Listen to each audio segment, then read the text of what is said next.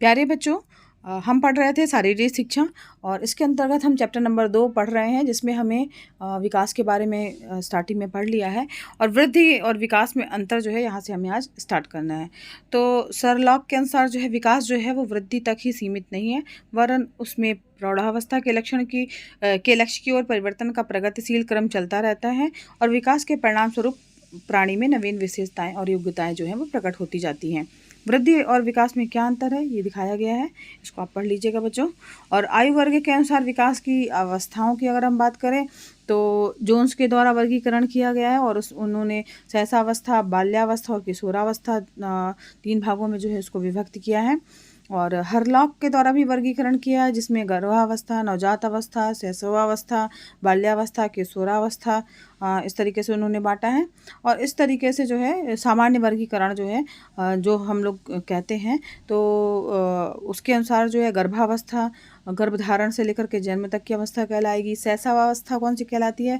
जो जन्म से लेकर के 6 वर्ष तक की आयु तक की अवस्था जो है शैशवावस्था हो गई। बाल्यावस्था की अगर हम बात करें तो 6 वर्ष से लेकर के 12 वर्ष तक जो है वो बाल्यावस्था हो जाएगी। और किशोरावस्था की अगर हम बात करते हैं तो 12 वर्ष से लेकर के 18 वर्ष तक के बच्चे जो है वो किशोरावस्था में आते हैं। शारीरिक अगर हम विकास की बात करें तो यहाँ पर जो है शैशवावस्था में शारीरिक विकास बताया गया है कि कैसे कैसे उसका विकास होता है, उसका आकार और भार में किस प्रकार से वृद्धि होती है, हड्डियों में किस प्रकार से वृद्धि होती है, मांसपेशियाँ कैसे विकसित होती हैं, मस्तिष्क जो है वो मतलब जन्म के समय कितना रहता है, वो तो जो मस्तिष्क की जो तौल होती है वो 350 ग्राम होती है जब स्टार्टिंग में जन्म के समय होती है, जो संपूर्ण शरीर के तौल का 1/8 गुना होता है। और शैशवावस्था में जो है तीव्र गति से मस्तिष्क का विकास होता है और प्रथम 2 वर्षों में इसकी जो तौल जो है वो तिगुनी हो जाती है। 3 वर्ष की अवस्था में मस्तिष्क की जो तौल है वो 1260 ग्राम हो जाती है। बाल्यावस्था में शारीरिक विकास की अगर हम बात करें तो उसमें क्या चीज़ कैसे कैसे विकास होता है, उसके आकार और भार में क्या परिवर्तन होता है, हड्डियों में क्या विकास होता है, मांसपेशियों में बताया गया है और मस्तिष्क में बताया गया है। किशोरावस्था में इसी प्रकार से शारीरिक विकास के बारे में बताया गया है जो आप पढ़ सकते हैं। और मानसिक विकास की अगर हम बात करें तो यहाँ मानसिक विकास के बारे में बताया गया है। तो यहाँ मानसिक विकास की अगर हम बात कर रहे हैं तो मानसिक विकास का शैक्षिक अभिप्राय क्या है, शिक्षा में इसका क्या अभिप्राय है। तो बुद्धि के अंतर्गत जो है मनुष्य की मानसिक शक्तियाँ एवं योग्यताएं आती हैं और ये योग्यताएं जो हैं उसे वंशानुगत रूप से प्राप्त होती हैं। लेकिन इसके विकास पर अगर हम बात करें तो वातावरण का गहरा प्रभाव पड़ता है।